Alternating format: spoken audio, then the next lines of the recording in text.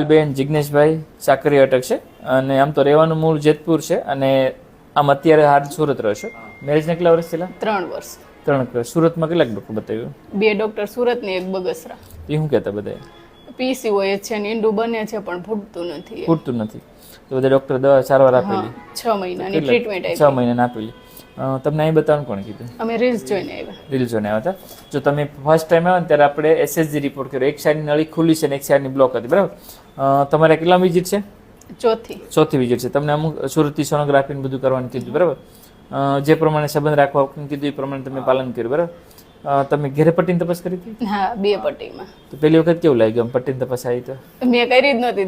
મને એમ થાય કે હે ને હું નહીં જોઈ શકું. હા, પછી આ કરે તો પટ્ટી 2 પોઝિટિવ આવી તો શું લાગ્યું પછી? અરે એમ થયું કે હશે કે નહીં હોય એમ. પછી 8 દિવસ તો આમ કન્ફ્યુઝ જ રહ્યા. પછી કીધું જઈ આવીને પછી કંઈક શાંતિ થાય. હા, જો તમે અહીંયા આવ્યા છો, પટ્ટીની તપાસ કરી છે, એ બી પોઝિટિવ છે. સોનોગ્રાફીમાં જી છે એટલે કે બચ્ચું આવી ગયું છે, થેલીમાં આવી ગયું છે, બરાબર?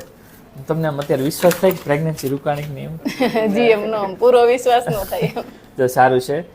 થેલીમાં બી બચ્ચું આવી ગયું છે, પટ્ટીમાં પોઝિટિવ છે, બરાબર? જો તમારી જેવા સુરતથી રીલ જોઈને આવતા હોય, બરાબર, અલગ અલગ ડૉક્ટરને મળીને આવતા હોય, PCOD PCOS કેસમાં કીધું, બધા ડૉક્ટર કરતાં આમાં ડૉક્ટરમાં ફરક શું લાગ્યો તમને? અરે બહુ સરસ, તમારું કામ જ એટલું સરસ લાગ્યું અમને. ઓકે, સરસ સરસ છે પાયલબેન. અને બીજું કે છે વિડીયો મૂકો તો વાંધો નહીં ને? ના. ઓકે, સરસ.